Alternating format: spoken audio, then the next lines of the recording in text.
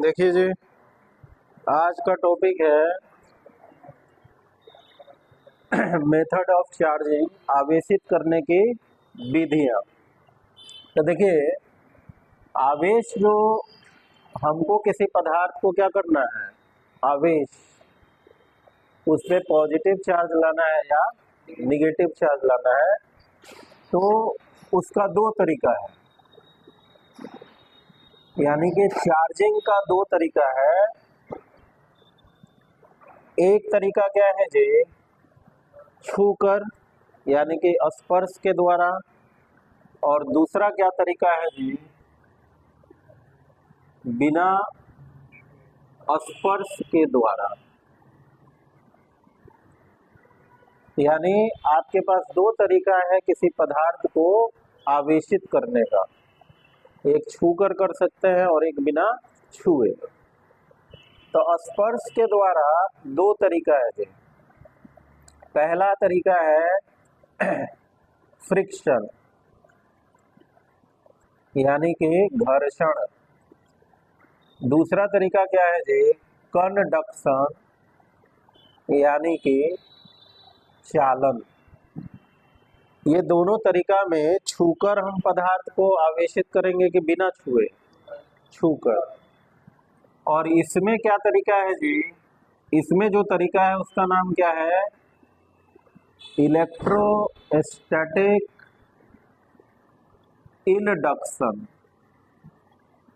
इसको हम बोलेंगे इलेक्ट्रोस्टैटिक इंडक्शन, यानी कि वैद्युत स्थैतिकी प्रेरण। तो इस वाले तरीका में बिना छुए, इन दोनों तरीका में छूकर आवेशित करेंगे। अब देखिए, इसमें दोनों में कौन आप पहले से जानते हैं जी, घर्षण। एक पदार्थ को आपने किससे रगड़ा, दूसरे पदार्थ से। तो एक पदार्थ पे बस गया, कौन है जी,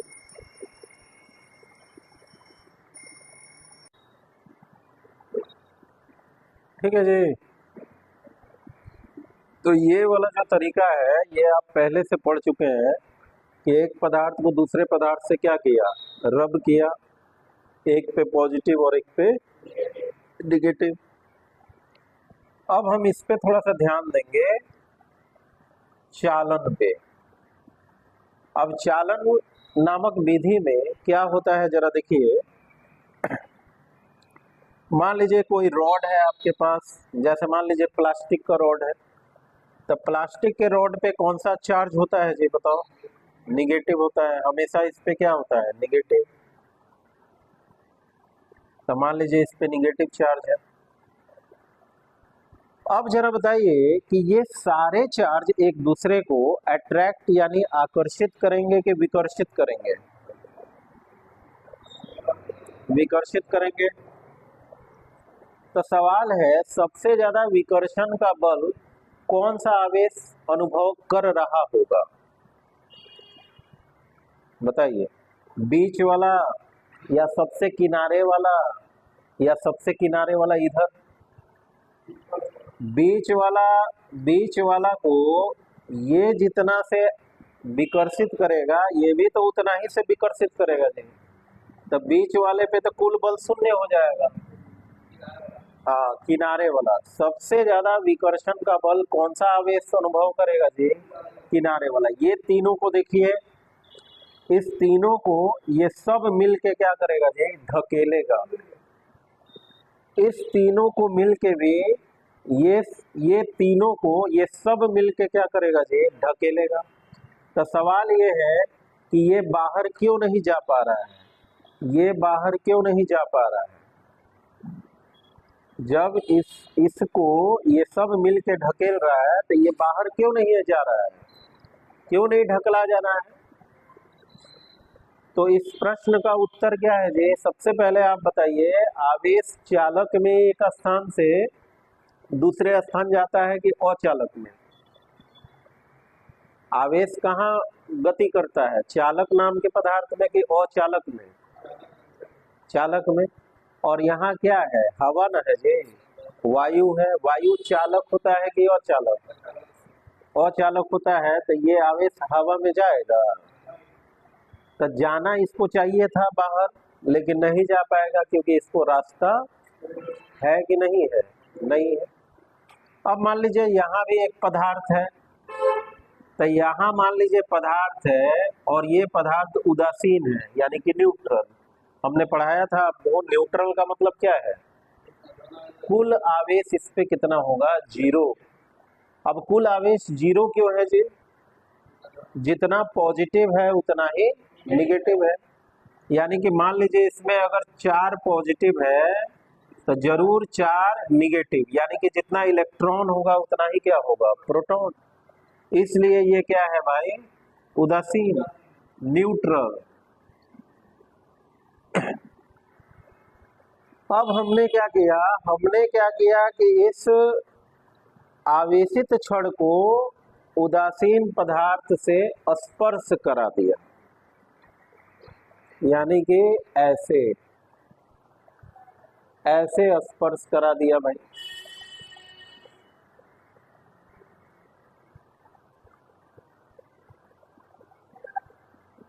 तो स्पर्श करा दिया, तो सबसे ज्यादा कौन चाह रहा था कि बाहर निकल जाए? किनारे वाला। क्यों नहीं निकल रहा था? क्योंकि यहाँ वायु है, और वायु क्या है जी? इंसुलेटर और चालक। लेकिन जैसे इसको स्पर्श यहाँ कराइएगा, इस तीनों को रास्ता मिल गया जाने का कि नहीं मिला? मिल गया। तो ये तीनों अब कहाँ? यहाँ पे। अब आप जरा बताइए कि ये तीनों तो यहाँ पे चला आया, अब सबसे ज्यादा कौन सा आवेश विकर्षण बल का अनुभव करेगा? बताइए। अब ये तीनों ना करेगा जी, क्योंकि ये किनारे में चला आया, तो ये भी तो जाएगा इधर। लेकिन अब की बार जब जाएगा तो ये तीनों उसको रोकेगा कि स्वागत करेगा? रोकेगा। तो आप बताइए, क्या इसमें का सारा चार्ज इसमें चला जाएगा? कब तक जाएगा? जब तक कि इधर और इधर बराबर चार्ज ना हो जाए। यानी कि आपने क्या सीखा भाई? आपने क्या सीखा कि कंडक्शन में पूरे आवेश का स्थानांतरण संभव है कि असंभव है? असंभव है। पूरे आवेश का स्थानांतरण आप नहीं कर सकते हैं।